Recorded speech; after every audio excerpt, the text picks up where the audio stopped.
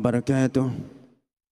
Bismillah walhamdulillah wassalatu wassalamu ala rasulillah Sayyidina Muhammadin ibni Abdillah wa ala alihi wa sahbihi wa mawala. La hawla wa la quwwata illa billah, amma ba'd. Yang sama-sama kita hormati dan kita muliakan Imam Besar Masjid Istiqlal Al-Mukarram Profesor Dr. Kiai Haji Nasaruddin Umar MA, segenap pimpinan Badan Pengelola Masjid Istiqlal, Imam Muadzin, wabil khusus guru kita yang insya Allah akan menghantarkan kajian zuhur siang hari ini, Al-Mukarram Profesor Dr. Kiai Haji Muhammad Faisal Hamdani MA, para alim ulama, para asatidz, hadirin wal hadirat, juga para pemirsa yang mengikuti kajian ini melalui kanal YouTube Masjid Istiqlal TV. Semoga kita semua dihantarkan ilmu, rahmat dan kebaikan di siang hari ini. Sebagaimana biasa, setelah kita menunaikan sholat zuhur dan sholat sunnah ba'diyah, akan dilanjutkan dengan kajian zuhur yang pada hari ini insya Allah akan melanjutkan kajian kitab Kifayatul Akhyar, insya Allah seputar bahasan tentang tradisi halal bihalal dalam amalan sunnah atau halal bihalal ini bagaimana menurut timbangan syariahnya. Nanti guru kita akan menyampaikan. Semoga apa yang menjadi penyampaian ini menjadi suatu masukan kepada kita dalam mengikuti tradisi halal bihalal ini, atau membuat acara ini menjadi acara yang mendatangkan kebaikan, rahmat dan keberkahan tentunya. Baik, untuk lebih efisiennya waktu, mari kita sama-sama mengikuti kajian ini, dan kepada Al-Mukarram Profesor Dr. Kiai Haji Muhammad Faisal Hamdani MA dengan segala hormat kami persilakan. Bismillahirrahmanirrahim. Assalamualaikum warahmatullahi wabarakatuh. Alhamdulillahi rabbil alamin wal aqibatu lil muttaqin. Allahumma salli ala habibina syafi'ina Muhammadin wa ala alihi wa sahbihi ajmain, amma ba'd. Ma'asyiral muslimin, jamaah salat zuhur yang dirahmati Allah Subhanahu wa taala, mari sama-sama kita mensyukuri segala nikmat yang Allah berikan kepada kita. Nikmat sehat, nikmat kedua, dan nikmat yang paling tinggi adalah nikmat keimanan. Karena sesungguhnya dengan mensyukuri nikmat-nikmat ini, Allah akan janjikan nikmat itu akan ditambah. Kita syukuri keimanan, maka Allah akan jaga iman itu, dan mudah-mudahan nanti ditambah sehingga nanti bisa kita bawa kembali menghadap Allah Subhanahu wa taala dalam keadaan husnul khatimah. Amin amin. Ma'asyiral muslimin, jamaah salat zuhur yang dirahmati Allah. Di dalam bulan Syawal ini ada beberapa amalan-amalan yang sunnah yang sering kita lakukan. Ada yang berdasarkan tunjukan hadis langsung, ada yang berdasarkan tradisi. Adapun amalan sunnah yang sangat dianjurkan di bulan Syawal ini, seperti puasa 6 hari berturut-turut. Itulah yang dikatakan Nabi dalam sebuah hadis, man soma Ramadana, kemudian summa atba'ahu sittam min Syawal. Siapa yang puasa Ramadan, kemudian puasa Ramadan ini atba'ahu, diikutinya dengan sittan, 7 hari ya, 6 hari, bukan 7, 6, sitah 6, sabah 7. Sitah min Syawal diikutinya dengan 6 hari bulan Syawal, kana kasiyamid dahar. Ini sama dengan seperti orang yang puasa sepanjang tahun. Sebenarnya kata dahar ini artinya sepanjang masa. Jadi waktu kita kecil sebelum tahu kita makna bahasa Arab, kita kira puasa Ramadan tambah puasa 6 hari itu seperti puasa selama-lamanya gitu. Karena arti dahar itu masa. Tapi sebagian ulama ternyata memahami ad-dahar di sini adalah sama dengan puasa dalam setahun. Ya. Satu masa dimaksudkan mungkin 1 tahun. Ma'asyiral muslimin, Bapak Ibu yang dirahmati Allah, ini hadis sahih riwayat Muslim. Apakah puasa Syawal ini boleh kita lakukan terpisah-pisah? Kebanyakan ulama Ahlussunnah wal Jamaah menyebut boleh, tidak mesti berturut 6 hari berturut, Senin, Kamis, Selasa, Senin, Selasa, Rabu, Kamis, Jumat, Sabtu sampai selesai, tidak mesti. Boleh kita lakukan Senin, Selasa, Rabu, atau Senin, Selasa, Rabu, Kamis, Jumat kita berhenti, Sabtu, Minggu mungkin ada halal bihalal, Senin balik lagi, Senin, Selasa, boleh. Atau Senin, Selasa, Rabu berhenti sampai Ahad, Senin lagi, ulangi, boleh. Nah, ini boleh dilakukan. Boleh juga kita milih Senin Kamis, tak masalah juga. Karena ini hadis ini tidak menyebut harus hari ini, tidak ditentukan.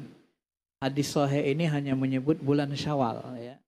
Jadi boleh Senin Kamis, Senin Kamis, Senin Kamis. 3 kali Senin Kamis. Niatnya puasa Syawal. Apakah boleh kita 2 niat puasa Syawal sama niat puasa Senin Kamis? Ini terjadi khilaf. Tapi kebanyakan ulama, biasanya jumhur ulama itu tidak membolehkan 2 perbuatan dengan 1 niat gitu ya. Kenapa? Ya karena memang niatnya 1 perbuatan untuk 1 niat. Kalau 2 niat kan jadi gimana bahasanya? Kita mau sholat sunnah sebelum zuhur, niatnya sholat sunnah apa lagi? Gitu kan? Atau kita sholat sunnah misalnya waktu duha, sholat sunnah duha, tapi niatnya hajat, itu kan nggak bisa. 2 rakaat itu kalau duha saja, hajat saja gitu ya. Walaupun demikian, tidak bisa dipungkiri juga sebagian ulama, walaupun kita niat puasa Syawal, Senin Kamis, tetapi kita tetap mendapat kemuliaan, kehormatan puasa Senin Kamis. Itu bahagian dari rahmat Allah. Munculnya pendapat ini sebenarnya bisa dipahami bahwa sesungguhnya matematika Allah itu selalu tidak sama dengan matematika manusia. Kalau kita 1 tambah 1, 2 gitu kan. Beramal sekali, balasnya sekali. Allah enggak. Beramal 1, kebaikan 1 dibalas 10. Makin ikhlas dibalas 70 lagi. Nanti bisa dibalas 1000. Bahkan Lailatul Qadar 1000 bulan. Nah gitu. Ini hitungan Allah. Sehingga nanti ayat Al-Quran ada yang mengatakan yudha'ifu liman yasha. Allah melipat gandakan kepada orang yang dikehendaki sesukanya. Mau berapa banyak. Sampai-sampai amalan sabar, kalau amalan itu disertai dengan keistiqomahan dan sabar, bahkan dalam ayat Al-Quran disebut sabar itu Allah membalasnya bi ghairi hisab, nggak pakai hitungan mau seberapa banyak gitu kan. Ini model Allah dalam memerintah dan model Allah memberikan balasan. Ini kemurahan tergantung rahmat, kasih sayang dan kemurahan Allah Subhanahu wa taala. Ma'asyiral muslimin, Bapak Ibu yang dirahmati Allah Subhanahu wa taala. Kemudian yang kedua, yang sering kita lakukan dalam bulan Syawal ini adalah halal bihalal. Sebenarnya halal bihalal ini kan berasal dari kata halal. Halal itu melepas. Halal itu artinya menghalalkan, membolehkan. Dalam tradisi kita, halal bihalal ini adalah melepaskan dosa orang-orang lain terhadap kita atau menghalalkan sehingga orang-orang yang berbuat dosa kepada kita termaafkan. Begitu juga dengan diri kita. Ada segelintir sebagian orang, kelompok yang menyebut halal bihalal ini dengan istilah bid'ah. Kalau bid'ah itu dianggap sesuatu yang baru, tidak pernah ada zaman Rasul, benar. Tapi kalau bid'ah dianggap sebagai perbuatan yang menentang syariat, belum ada masa Rasul dan menentang syariat dan dia haram, itu keliru. Kenapa? Sebenarnya masyarakat muslimin, di dalam buku saya yang lalu saya bahas sebenarnya ulama-ulama besar seperti Asy-Syatibi itu hanya menyebut bid'ah hanya ada dalam bidang akidah saja, ibadah mahdoh tidak ada. Ibnu Taimiyah menambahkan hanya ada dalam bidang akidah dan ibadah mahdoh. Sedangkan halal bihalal ini sebenarnya bukan ibadah mahdoh, ya, dalam tradisi Sunni. Kenapa kita sebut tidak ibadah mahdoh? Kalau di dalam fikih mazhab, ibadah mahdoh itu adalah ibadah yang sudah ditetapkan Allah rukun syaratnya. Ada rukun-rukunnya, syarat-syarat wajibnya itu. Itulah yang diteliti dalam fikih. Sedangkan halal bihalal ini tak ada hukum syaratnya. Dan ibadah mahdoh itu punya khas, dia lebih beratnya ke hakullah, hak Allahnya gitu ya. Jadi kalau kita mau menyembah beribadah kepada Allah, ikutilah bagaimana maunya Allah. Itu bahasa ketatnya. Sedangkan muamalat ini sebenarnya lebih kepada bukan hakullah, hakul ibad. Kita saling bermaafan. Ya, kalau hakullah itu kita ibadah mahdoh itu kalau kita langgar, kita tobatnya ya mohon ampun ke Allah. Mohon ampun ke Allah. Kalau apa ini halal bihalal ini kita maafan, mohon ampun. Mohon maaf kepada manusia, bukan mohon ampun ke Allah gitu kan. Maka cenderung kepada hakun nas, cenderung kepada muamalat. Kadang-kadang orang-orang yang kurang detail ilmu fikihnya, kurang mahir, dianggap halal bihalal ini bidah sesat haram. Padahal bidah itu dalam pandangan ulama besar, Ibnu Taimiyah sendiri menyebut hanya ada dalam ibadah mahdoh dan ibadah akidah gitu. Walaupun sebenarnya pendapat dua ulama besar ini pun tetap ada kelemahannya. Kelemahannya di mana? Sebenarnya bidah itu tidak hanya ada di dalam ibadah mahdoh dan akidah. Karena awwalu may yughayyiru sunnati rajulun min bani Umayyah. Ini hadis Tirmidzi, hadis sahih kata Albani. Orang yang pertama kali merubah sunnahku adalah laki-laki dari Bani Umayyah. Nah, merubah sunnah ini kan sama dengan membuat bid'ah. Ya. Orang yang pertama berubah sunnah kalangan Bani Umayyah. Kalangan Bani Umayyah siapa? Nah, inilah yang kita pahami Muawiyah dan Yazid. Sunnah apa yang mereka robah? Kalau kita pahami sejarah, mereka merubah sunnah sahabat yang waktu itu bentuknya khilafah, pemilihan umum. Dengan khilafah dipilih yang paling bertakwa. Masa Muawiyah dirubah dia menjadi monarki, cenderung kerajaan. Dia turunkan khalifah itu kepada anaknya Yazid. Yazid bin Muawiyah ditunjuk kepada anaknya. Sehingga nanti cenderung kepada kerajaan. Karena kerajaan itu diwarisi, ayah mewarisi anaknya. Itu sistem kerajaan. Kalau sistem khilafah tidak seperti itu. Ya. Nah, ini kalau kita lihat dalam berdasarkan hadis sahih. Begitu juga hadis tentang bid'ah itu, kalau kita perhatikan dengan teliti, itu kaitannya dengan kepemimpinan. Ya. Sehingga Nabi mengatakan, alaikum bis'ami wa ta'ah, hendaklah kalian mendengar dan taat kepada Allah Subhanahu wa taala. Taat kepada pemerintah, taat kepada pemimpin. Walau ta'ammara alaikum abdun, walaupun nanti yang memimpin kamu budak hitam legam dari Habasiyah. Dalam Al-Muwafaqat Syatibi dikutip hadis yang menggunakan kata abdun Habasiyah. Walaupun nanti yang memimpin kamu seorang budak dari Habasiyah, tetap taat kepada pemimpin. Kemudian Nabi mengatakan, alaikum bisunnati wa sunnati khulafur rasyidin, hendaklah kalian berpegang kepada sunnahku dan sunnah khulafur rasyidin. Kemudian Nabi katakan, gigitlah dengan bin nawajid, dengan gigi geraham, dengan kuat-kuat. Nah, kalau kita lihat konteks ini, ya, dan di ujung hadis ini Nabi katakan, Nabi melarang kita untuk melakukan bid'ah. Sehingga Nabi mengatakan, jauhi kamu bid'ah, wa kullu bid'atin dolalah, wa kullu dolalatin finnar. Karena bid'ah itu adalah sesat dan semua yang sesat itu masuk neraka. Nah, ungkapan seluruh bid'ah sesat dan seluruh sesat masuk neraka ini konteks hadisnya ternyata konteks kepemimpinan. Maka dari sini kita pahami bahwa bid'ah itu tidak hanya ada dalam akidah dan ibadah, tapi bid'ah itu ada dalam politik kepemimpinan, ada dalam semua hal gitu sebenarnya. Apalagi kalau kita lihat dari sisi bahasa, bid'ah itu sesuatu yang tak ditentukan Nabi. Iya benar. Baik dalam ibadah, muamalat, dalam politik siasah tadi, dalam akidah, dan bidah itu bukan hukum, sehingga nanti menghukuminya kembali kepada hukum yang 5. Ada bidah yang sesat, inilah yang pendapat ulama Syafi'i, Imam Syafi'i, Judi bin Absalam, dan rata-merata ulama Syafi'iyah memahami seperti ini.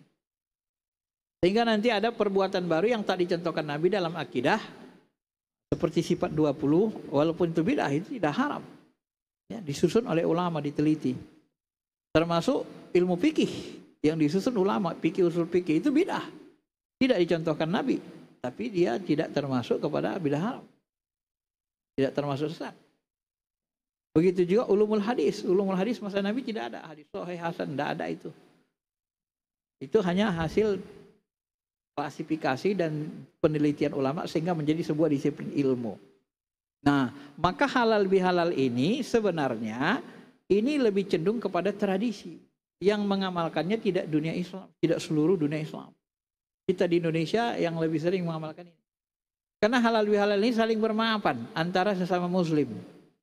Kalau kita puasa Ramadan kemarin sudah selesai 30 hari, man shoma ramadhana imana wa ihtisaba ghufira lahu ma taqaddama min dzambi. Karena kita puasa dengan serius, dihapuskan seluruh dosa-dosa kita, dan seluruh dosa kita terhadap Allah itu dihapuskan. Termasuk dosa-dosa kecil. Kalau dosa besar harus tobat nasuha, tidak bisa hapus dengan puasa. Nah, setelah kita selesai melaksanakan Ramadan, ibadah Ramadan, maka dosa yang tak bisa dihapus lagi adalah dosa kepada sesama manusia. Dia tersinggung, dia sakit hati, termasuk hutang kita. Hutang itu ya harus dibayar kan, tidak bisa dianggap lunas walaupun sudah halal bihalal. Dosa kita kepada manusia bagaimana cara memaafkannya? Inilah nanti kita sempurnakan dengan bulan Syawal ini, halal bihalal namanya. Jadi halal bihalal ini kita gunakan sebagai momen untuk betul-betul membersihkan kita. Bersih kita dari dosa-dosa kepada Allah Subhanahu wa taala dengan puasa Ramadan. Maka masuk bulan Syawal kita membersihkan diri dari dosa-dosa kita sesama manusia. Bagaimana caranya? Halal bihalal. Ya. Maka lebih cenderung halal bihalal ini kemana arahnya? Muamalat. Lebih cenderung ke muamalat. Kalau muamalat itu apa hukumnya? Kaidah usul fikihnya al-aslu fil muamalah al-ibahah hatta yadul dalil ala tahrimiha. Asal dari muamalat itu hukumnya mubah, boleh, silakan. Sampai ada dalil yang melarangnya. Maka ketika kita halal bihalal pun kita kan bersalaman kan. Kode sebagai saling memaafkan. Ini diambil dari sebuah hadis. Tidaklah seorang muslim, orang beriman atau orang Islam mereka bersalam-salaman kecuali Allah menghapuskan dosa mereka sebelum lepas dari tangannya. Jadi konteksnya seperti itu. Jadi ini bahagian dari ijtihad dalam cenderung kepada muamalah. Jadi kalau ada orang masih mengatakan ini bidah sesat, haram, ini kadang susah kita mengikuti alur pikir orang seperti itu. Perlu mendalami ilmu fikih, usul fikih dan hukum Islam dengan baik. Masyarul muslimin, jamaah salat zuhur yang dirahmati Allah Subhanahu wa taala. Maka halal bihalal ini di samping kita bermaafan, ya, kita bermaafan kepada orang tua kita, karena orang tua yang paling dekat kan dimulai dari yang terdekat. Kemudian mohon maaf kepada saudara-saudara kita, adik kakak kita, saudara dari ibu, mama kita. Kemudian biasanya dalam tradisi kita ada kumpul keluarga ya, kadang ada yang buat arisan, ada kumpul keluarga. Ini dalam rangka halal bihalal sekaligus mengeratkan silaturahmi. Di situ ada silaturahmi, di situ juga ada sedekah. Momennya kapan? Momennya setelah bulan Ramadan. Maka setelah bulan Ramadan ini kita ambil momen untuk saling memaafkan. Ini memang momen yang terbaik di antara sesama keluarga untuk saling memaafkan yang kita kenal dengan tradisi halal bihalal. Masyarul muslimin, jamaah salat zuhur yang dirahmati Allah. Tradisi halal bihalal ini mirip tetapi tidak sama persis seperti tradisi misalnya wirid yasin di malam Jumat. Kalau halal bihalal tadi kan lebih cenderung hakullah, hak manusia, hakun nas, bukan hakullah, hakun nas. Itu kita mohon maaf karena berbuat salah kepada manusia. Kalau wirid Yasin malam Jumat itu lebih kepada untuk mendoakan orang yang meninggal. Bait gitu ya. Dia punya hajat, kemudian kita doakan orang tua dia yang sudah meninggal. Lalu kita bacakan Yasin. Kenapa kita pilih surah Yasin malam Jumat? Karena amalan-amalan sunnah ini ma'asyiral muslimin, kita memilihnya tergantung hajat kita. Hajat syar'i namanya. Ya, hajat syar'i. Nah, sebagian orang juga mengatakan wirid Yasin malam Jumat ini masuk bid'ah. Kalau bid'ah diartikan tidak dicontohkan Nabi, masih benar. Karena Nabi tidak merutinkan yang malam Jumat. Tapi kalau dianggap bid'ah itu bertentangan dengan syariah lalu sesat haram, ini salah. Tidak benar. Kenapa? Karena tidak ada syariat yang ditentang di situ. Yang dibaca Yasin, Yasin itu firman Allah Al-Quran. Kemudian kenapa kita pilih baca Yasin? Karena fadilah Yasin jelas. Hajat ini namanya hajat syar'i. Apa hajat syar'i kita? Hajat kita supaya orang tua, orang yang mengundang itu dia punya hajat supaya orang tuanya diampuni. Dan balasan dari membaca Yasin itu adalah dihapuskan dosanya. Kalau kamu baca Yasin malam Jumat, kemudian kamu akan dihapuskan dosanya sampai pagi hari. Kalau kamu baca pagi hari, dihapuskan dosanya sampai malam hari. Ini hadisnya dikutip oleh Ibnu Katsir dalam Fadilah Yasin juga. Walaupun nanti ada mengatakan hadis ini hasan, ada yang mengatakan lemah. Tak masalah. Karena itu amalan buruk. Berdalil pada hadis lemah pun asalkan jangan palsu. Nah, dan yang memang jelasnya setiap Al-Quran yang kita baca itu menghasilkan hasanah, 10 hasanah. Satu huruf 10 hasanah. Dan hasanah itu, kebaikan-kebaikan itu pasti fungsinya menghapuskan dosa. Innal hasanat yudhibnas sayyiat. Allah membahasakan begitu. Sesungguhnya kebaikan-kebaikan yang kamu lakukan itu menghapuskan dosa. Begitu juga bahasa Nabi. Ya. Barang siapa yang mau keburukannya dia dihapuskan Allah. Ketika dia berbuat dosa, summa itba'ul hasanat. Ikutilah dengan hasanat. Tamhuha kata Nabi. Kebaikan yang kamu lakukan akan menghapuskan dosa-dosa itu. Itu konteks hadis Nabi. Nah, adapun konteks Al-Quran innal hasanat yudhibun sayyiat, sebenarnya memang ayat ini turun berkaitan dengan sholat. Apabila kita sholat itu menghapuskan dosa-dosa kecil. Ada sahabat. Ini asbabun nuzul ayatnya. Kemudian dia jumpa dengan wanita. Kemudian wanita dia cembu, dia cium macam-macam. Tapi nggak berani dia melakukan zina. Kemudian dia merasa berdosa. Lapor kepada Umar sebelum kepada Rasul. Kemudian dia lapor kepada Nabi SAW. Ya Rasul, aku tadi sudah buat dosa. Aku mencium perempuan, aku mencembunya. Walaupun aku tidak melakukan zina, tapi aku sudah merasa bersalah. Hukumlah aku. Ini orang soleh zaman Nabi begitu. Kalau buat dosa, dia menyerahkan diri ke Nabi. Lalu turunlah ayat. Turun ayat. Aqimis sholat. Dirikanlah sholat. Dirikanlah sholat. Kata Allah subhanahu wa ta'ala. Aqimis sholat. Tarafain nahar. Dzulafa minal lail. Dirikanlah sholat. Di siang hari. Dan di kegelapan malam. Dzulafa minal lail. Innal hasanat yudhibnas sayyiat. Sesungguhnya kebaikan-kebaikan itu bisa menghapuskan dosa-dosa. Jadi konteksnya ini memang tentang sholat. Walaupun sebenarnya hasanat itu bukan hanya sholat. Karena dalam hadis Nabi mengatakan, setelah kamu berbuat dosa, ikutilah dengan kebaikan. Artinya apa? Semua kebaikan yang kita lakukan, kalau kita teliti, semuanya dia akan menghapuskan dosa. Mensucikan diri. Karena memang misi Tuhan mengutus kita ke bumi ini dalam rangka mensucikan diri, mensucikan hati sehingga sempurna makrifat kita ke Allah Ta'ala. Sempurna pengabdian kita. Maka apapun amal soleh yang kita lakukan, mau sholat, menghapuskan dosa, puasa juga. Kadang-kadang Nabi mengungkapkan kalau kamu sholat dengan khusyuk, dengan baik, kemudian menjaga qalbuhu farra, qalbuhu ilallah, dia kosongkan hatinya hanya khusyuk kepada Allah. Maka kharajat min batnil khotoya, kharajat minal khotoya, dia keluar dari dosanya seperti bayi baru lahir.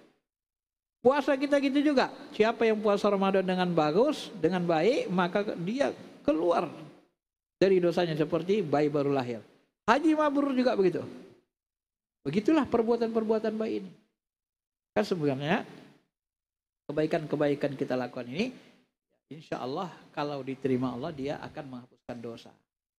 Maka dari itulah mari kita, sebagaimana ini disebut dengan bulan Syawal, Syawal itu artinya meningkat baik, maka kita berusaha meningkatkan kebaikan kita. Dan seharusnya memang meningkat dari bulan-bulan sebelumnya. Saya kira itu saja penjelasannya, mudah-mudahan bisa dipahami. Ada beberapa menit lagi waktu untuk silakan.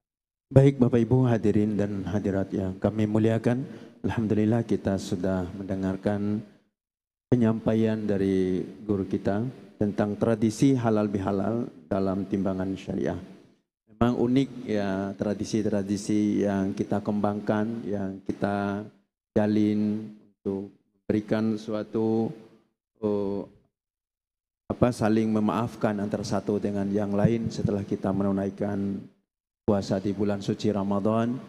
Jadi ini akan mengikat lagi kekuatan hubungan kita antara satu dengan yang lain. Tentunya ingin kita tajamkan dalam pertanyaan. Silakan Bapak Ibu sudah tersedia mic bagi jemaah yang ingin bertanya. Silakan. Sebutkan namanya. Dan bagi kaum ibu-ibu juga silakan sudah tersedia mic di depan. Ya silakan. Assalamualaikum warahmatullahi wabarakatuh. Waalaikumsalam. Nama saya Muhammad Irsyad, Pak. Jadi saya sangat tertarik dengan pembahasan mengenai ada yang membid'ahkan. Sekarang kami juga sebagai mubalik terkadang berhadapan orang-orang yang bid'ah-bid'ahkan itu. Nah, saya sudah sering berdebat dengan mereka. Agak istilahnya mereka kekeh dengan pendapatnya. Nah, terpikir oleh saya kalau kata bid'ah itu dibenturkan dengan sunnah, kayaknya kita sedikit kewalahan untuk ini. Bagaimana kalau kita rubah bid'ah itu dibenturkan dengan kata ijtihad? Mereka kan senang dengan ijtihad. Orang itu senang dengan ijtihad. Kemudian bid'ah itu kan hasil dari ijtihad sebenarnya. Ya, jadi dengan mungkin kalau itu yang diperhadapkan antara bid'ah, kata bid'ah ini kata ijtihad, mungkin ada sedikit meringankan kita dan bisa lebih mereka berpikir ternyata bid'ah itu adalah hasil dari ijtihad. Adapun ada bid'ah hasanah, bid'ah dalalah itu tergantung nanti dari referensi hadis atau sesuai dengan sunnahnya dengan sesuai dengan. Saya kira itu aja Pak Kiai, dan alhamdulillah saya sangat berterima kasih kepada pencerahan Pak Kiai mengenai halal bihalal tadi, merupakan sunnah dari Rasulullah. Saya kira assalamualaikum warahmatullahi wabarakatuh. Terima kasih Ustaz Arsyad, Ustaz Irsyad yang telah memberikan suatu ya gugahan ya supaya kita sadar betul bagaimana memahami substansi daripada ungkapan bid'ah. Nanti mungkin akan ditambahkan oleh Kiai tentang hal yang sudah disampaikan oleh Ustadz Irsyad.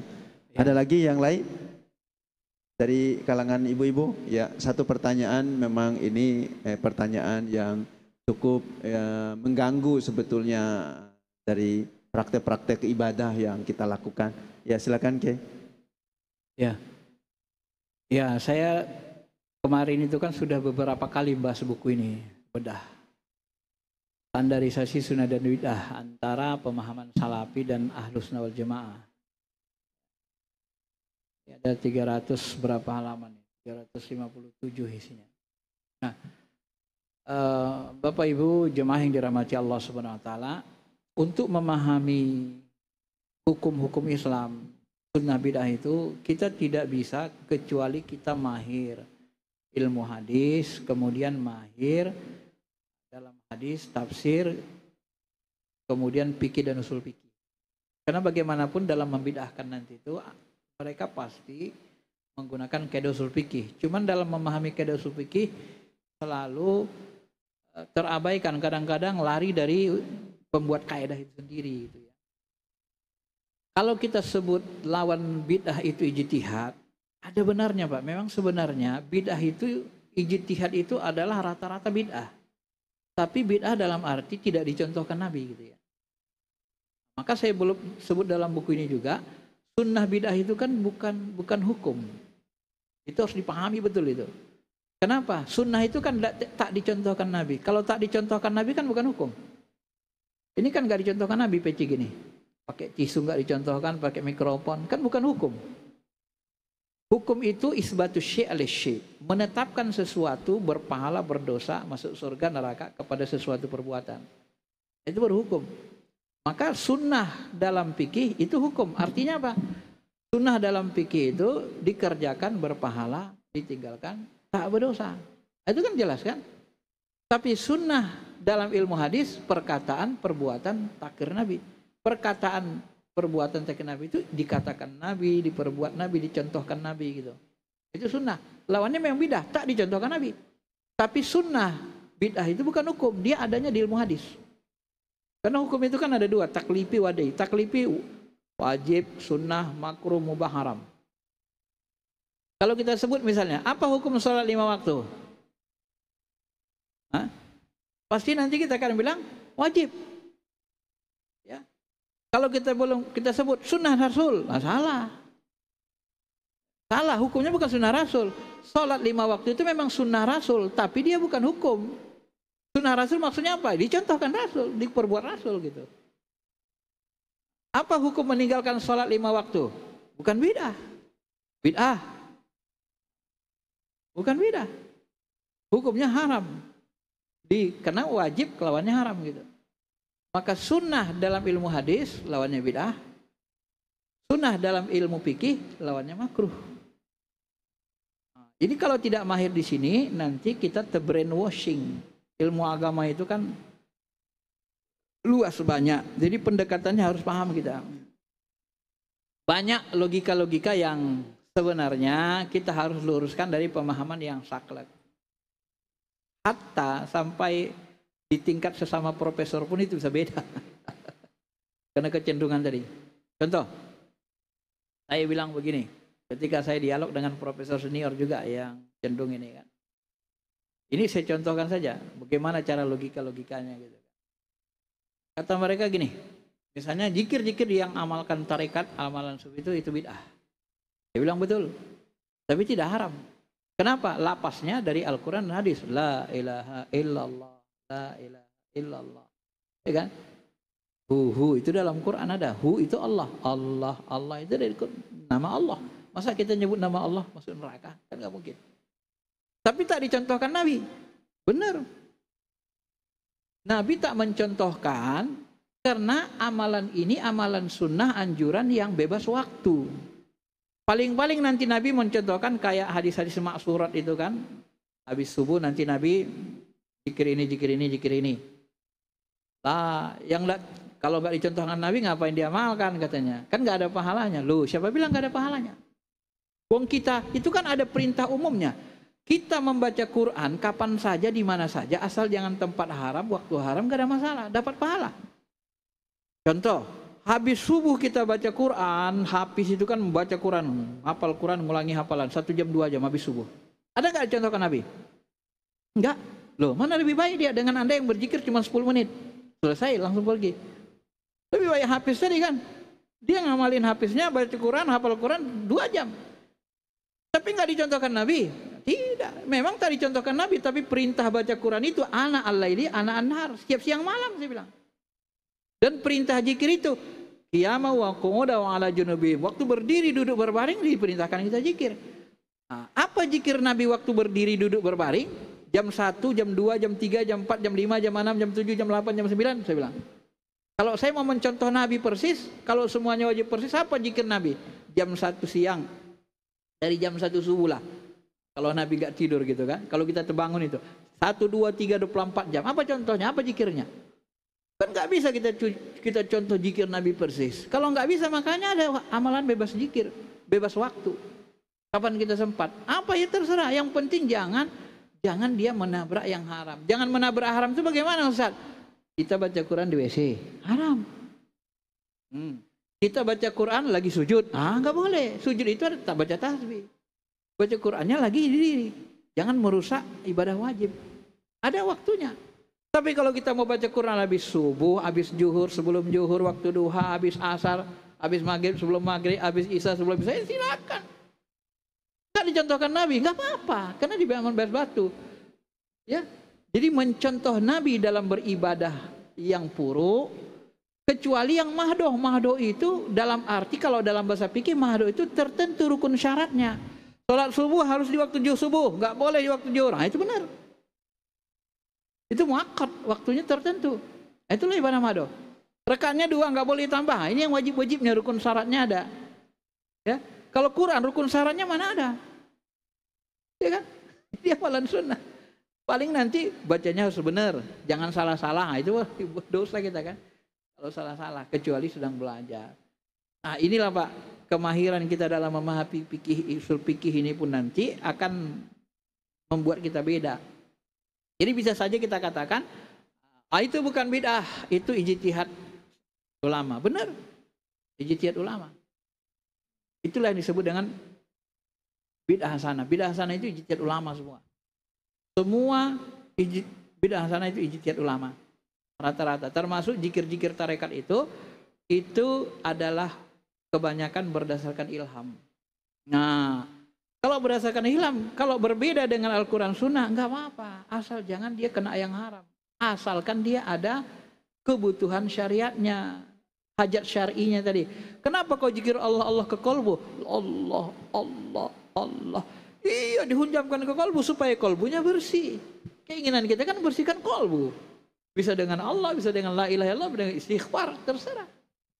Ini harus paham kita. Karena zikir itu ada perintahnya, menaunginya. Berzikir pagi, siang, sore, malam diperintahkan. Berzikir waktu berdiri, duduk, baring diperintahkan. Ada perintah umumnya. Kecuali nggak ada perintahnya. Kalau nggak ada perintahnya, baru kita nggak berani. Jadi kata mereka, man amila amalan laisa alaihi amruna fahuwa. Barang siapa beramal tidak ada perintah ditolak. Siapa bilang zikir nggak diperintahkan? Mana ada yang bilang zikir nggak diperintahkan? Bahkan diperintahkan pagi, siang, sore, malam. Bahkan Nabi itu zikirnya setiap saat. Karena Rasulullah SAW ya zikrullah fi kulli ahyan, berzikir setiap saat. Setiap saat Nabi zikir. Kan ada contohnya. Cuman tak dicontohkan persis apa yang dibaca Nabi. Nabi naik onta. Apa zikirnya? Kalau dia naik onta berjam-jam. Zikirnya apa? Dia naik onta berjam-jam mau perang atau musafir. Apa zikirnya di atas onta 1 jam 2 jam? Kan nggak ada riwayatnya. Nah, kalau nggak ada kan berarti bebas. Bapak naik mobil. Lalu Bapak nggak berzikir, diam aja atau bengong. Kan bagus kita naik mobil atau dibonceng mobil kita, teman kita baca Quran di dalam, nggak masalah. Atau kita zikir subhanallah, subhanallah, nggak ada masalah. Tetap pahala. Karena itu tempat halal, bukan tempat haram. Waktunya waktu halal, bukan waktu haram. Nah, itu makanya di buku ini saya sebut Pak. Jadi kalau dia nanti niatnya kena haram, haram. Itu hajatnya, hajat tidak ada hajat syar'i, niatnya salah. Kemudian tempatnya kena haram, haram. Kalau kena waktu haram, haram. Nah, itulah sesat itu. Karena haram itu sesat, sesat itu haram, dan yang haram itu bayin jelas. Kalau tak jelas jangan coba-coba mengharamkan, menghalangi orang beribadah namanya. Yang paling kita takutkan diharamkannya yang halal, tak jadi orang beribadah, dihalangi orang beribadah. Padahal mengharamkan yang halal setara dosanya dengan menghalalkan yang haram. Kaidah fikih kan begitu. Nah, itulah harus paham kita Pak ilmunya. Baik, saya kira itu aja. Ya, baik Bapak Ibu hadirin. Satu pertanyaan yang ditajamkan oleh guru kita yang insya Allah menjadi suatu solusi bagi polemik-polemik pemikiran yang terjadi di masyarakat. Ya, Bapak Ibu hadirin, mari kita tutup atau akhiri pengajian atau kajian ini dengan membaca hamdalah. Alhamdulillahirabbil alamin. Subhanakallahumma wa bihamdika asyhadu an la ilaha illa anta astaghfiruka wa atubu ilaik. Dari kami mohon maaf bila ada tutur kata sikap yang kurang berkenan. Terima kasih Bapak Ibu yang sudah mengikuti, juga para pemirsa yang mengikutinya melalui kanal YouTube Masjid Istiqlal TV. Teristimewa terima kasih kepada Al Mukarram Profesor Dr. Ki Haji Muhammad Faisal Hamdani MA yang sudah menyampaikan hal yang istimewa juga pada siang hari ini. Khairul kalam wallahul musta'an wa waliyut taufiq. Wassalamualaikum warahmatullahi wabarakatuh.